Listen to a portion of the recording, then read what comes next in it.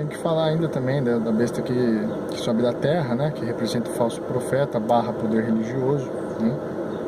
Tem um detalhe aqui.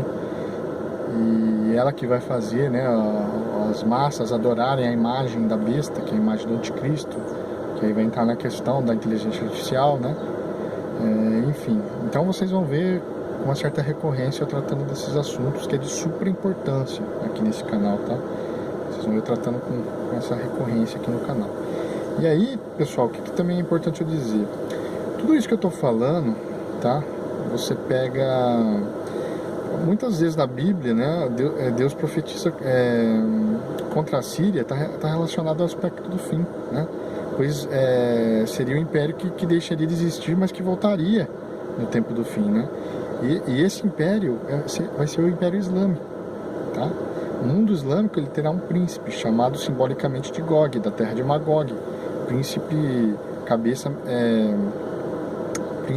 cabeça de Meseque. Opa, só um detalhe.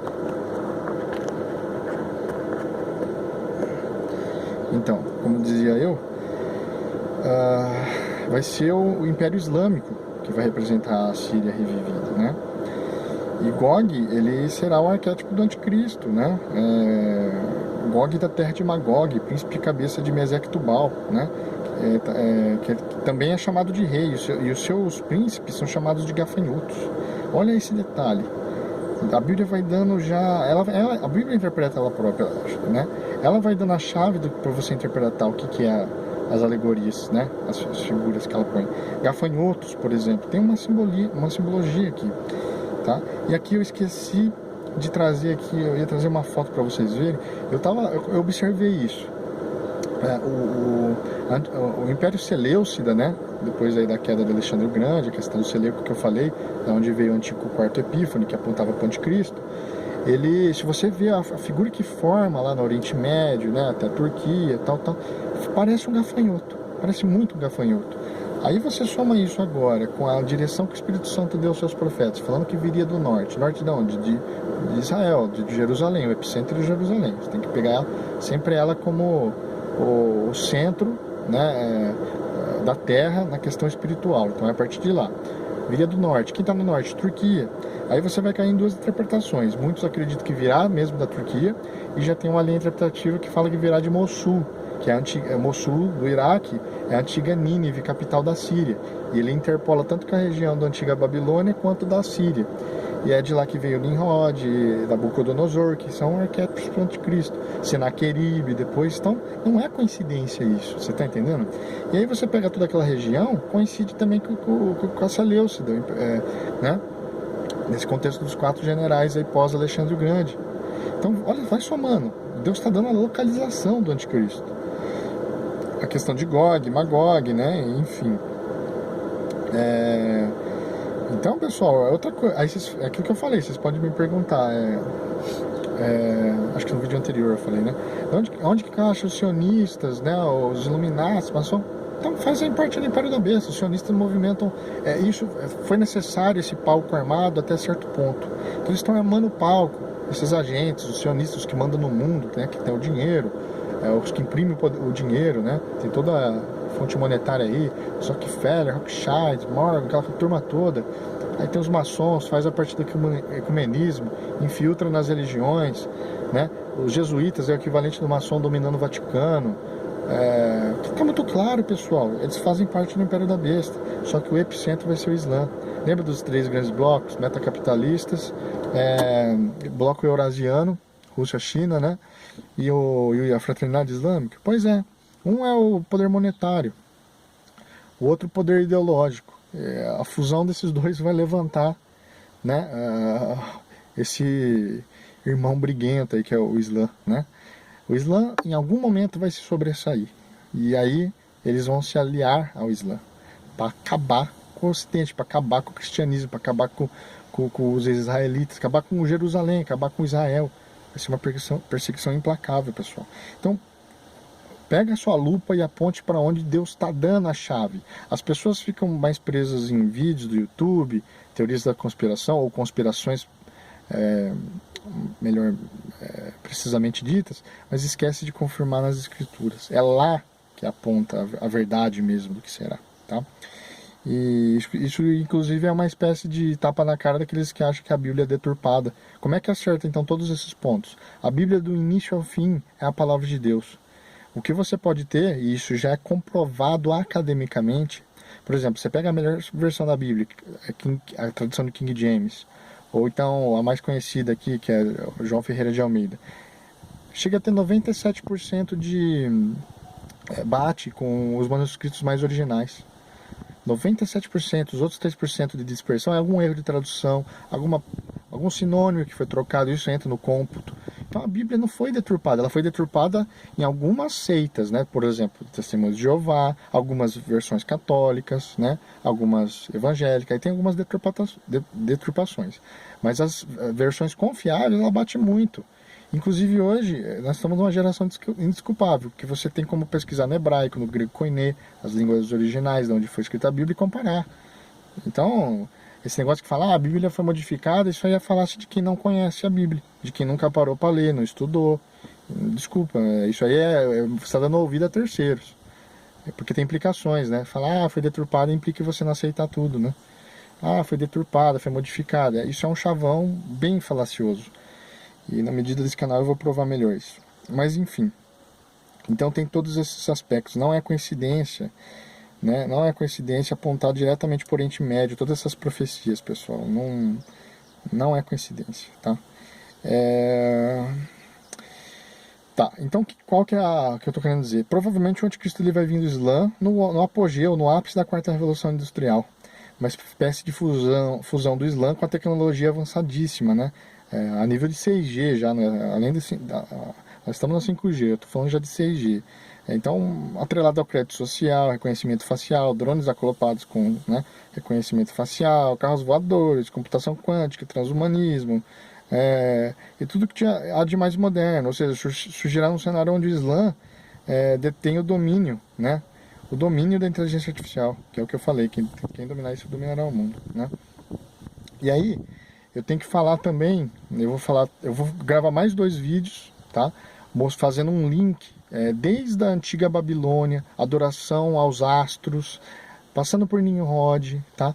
A pedra negra da Caaba dos muçulmanos, falando da Diana dos Efésios, Semíramis, né? A mãe de todas as religiões falsas. Eu vou fazer 2 vídeos, né? Puxando essa linha do tempo até chegar no Islã, e vocês vão ver como é praticamente a mesma coisa. Isso é um conhecimento que me deixou abismado. Eu vou mostrar para vocês isso, tá? E eu tenho que falar também depois do o cálculo do 666, que é exatamente o Allahu Akbar dos muçulmanos. Quando você pega e faz... Não é questão da gematria, né? Aquele cálculo que tem a equivalência da... Embora também bate nisso. É a questão... Você pega no grego koiné, que o Novo Testamento foi escrito no original no grego koiné. Quando o João fala do 666, você vê como que é escrito 666. Aí tem uma palavra que forma isso daí. Quando você vai lá no Alcorão, e você vê toda vez que aparece Allah Akbar, Allah é grande, Allah é o único Deus, não existe outro senão Allah, é exatamente essa mesma jogo de palavras que forma, com a diferença que um caractere está meio inclinado para cima, algo do tipo assim.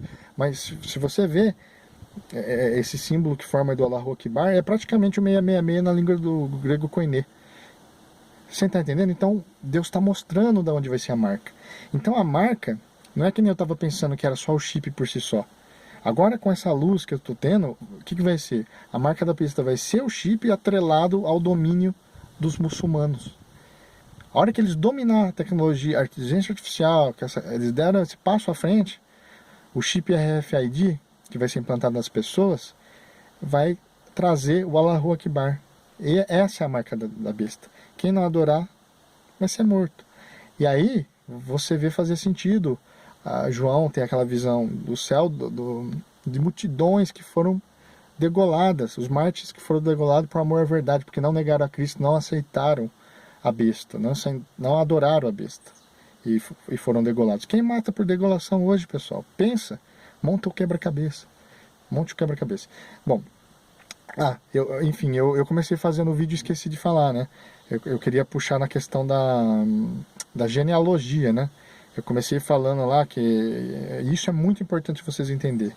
A questão da genealogia. Eu falei os filhos de Noé, né? Sem, Cã e Jafé. Já mostrei de onde deriva aí os povos, né?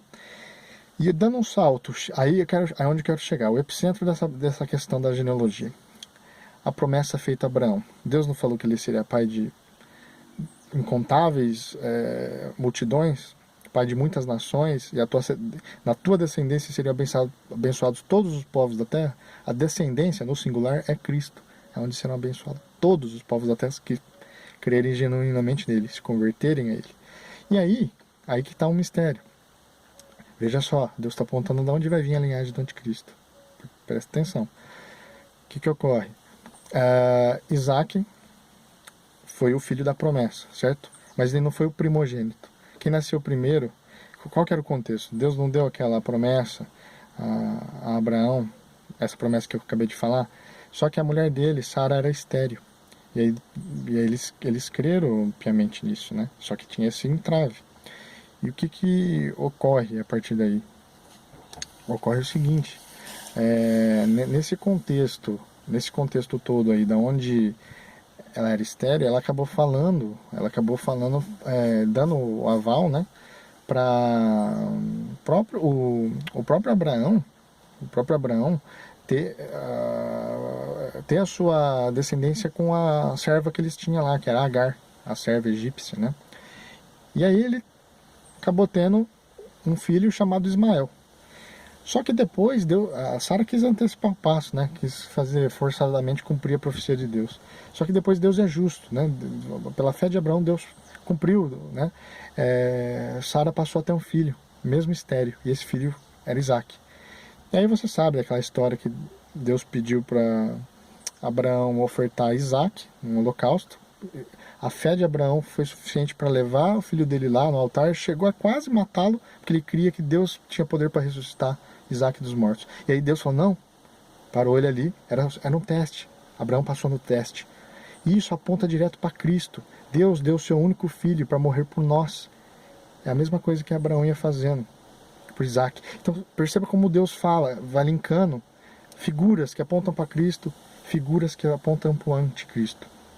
E aí, nisso, dessa linhagem de Isaac, quem que nasce? Israel. Nasce Esaú e Jacó.